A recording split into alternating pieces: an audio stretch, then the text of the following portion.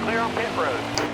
Alright, hey everybody, I am here at Texas in career mode, driving an Xfinity car, and I am going to try to lay down a decent lap, then talk about the line I use, show the setup, all that good stuff. I have ran a 29.403 with this, with no draft help, so I am hoping I can get something in the 29.5 range here on video, then we can talk about the line I'm using, and I'll show the setup obviously and all that stuff. But let's see if I can get to work and lay down a decent lap here that is in the 29.5s or better. I'd like to erase that last 3,000th there and get below 29.4, but I haven't been able to do it yet.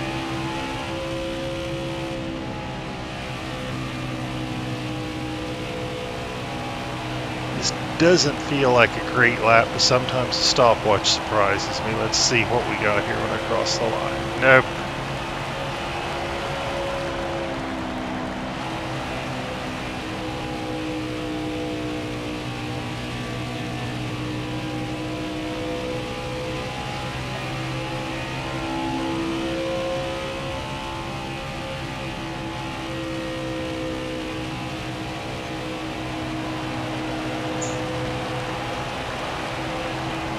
This is a little better, but I still don't think it's going to be what we're looking for. Oh, 29.504. That is pretty much a tenth off of my, off of my best. So let's go with that. Let's talk about the line here, and I'm going to slow it down a little bit here. I'm kind of following the prescribed line. I might start off a little high and then kind of work my way to the bottom. About probably here, about a third of the way through, a lot of times I'm lifting the throttle. I'm lifting it, I mean, I'm still probably 80% in the throttle at least. It's, if you listen to the video, I'm not even sure it's perceptible in the sound of the engine that I lifted a little bit. That's how slight it is. You basically try to hug the bottom. When I am coming off of the turn, a lot of times I will let the car drift up to just maybe this far above the suggested line. Texas is a place where it is all about momentum. You want to keep your momentum and keep your speed up through the corners and coming off the corners.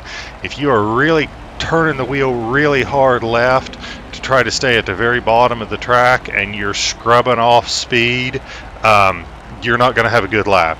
It's momentum is what it's about, and if you got to go a little wide, that's okay as long as you keep up your momentum. But like a lot of times I'm coming off the corner, and when I look at where I'm at coming off the corner, I'm like 176 miles an hour, and if I am trying to stay down here, I am going to be much slower than that.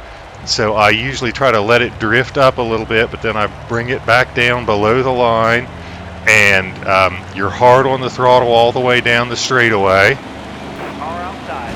And then turn one is a little more tricky, but not too bad. I try to get above the line here and try to get right next to the wall, and in between, right about here, there's a traffic light behind me and one in front of me.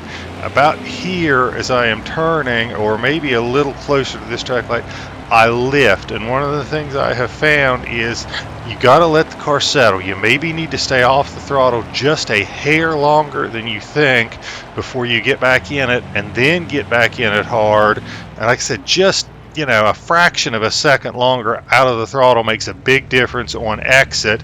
And again, it's about momentum on exit. When I'm having a really good lap, I will be no lower than maybe like coming off the corner at 171 miles an hour. If I've squeezed it too hard or not hit the corner right, I'm going to be down in the 160s. But I can always tell when I hit it right because my speedometer will never go below the 170 mark at least. And like I said, momentum is a little more important than it is keeping it down at the very bottom. So that is Texas. Let's go look at the setup here. And nothing real radical. I'm pretty high up on the front weight and wedge. I went down a little bit on the right spring from normal. That right rear spring keeps you from getting too loose coming off the corner, and Texas is known for being horrifically loose coming off of turn 4, especially when the tires wear. So I went way down on that right spring, like 50 pounds down from what I normally run, just to try to alleviate that condition. Other than that, I had to keep dialing back the camber because I kept burning off the right front tire. I finally got to where I was pretty happy with the tire wear on it, but I kept having to dial that back. The track bars are kind of high up, but that goes along with the front weight and wedge. And finally, this is a 3-gear setup. I went with a 3-gear setup because I felt like I wasn't happy with the engine RPMs I was turning anywhere else. So that is Texas. Hope that is helpful to you. Do me a huge favor, like the video, subscribe to the channel. Really working hard to put out good content and help people turn some fast laps. So your support is appreciated. You guys keep supporting me. I'll keep trying to put out great content. With that, I will tell you guys have a great day, and I will end this video and sign off.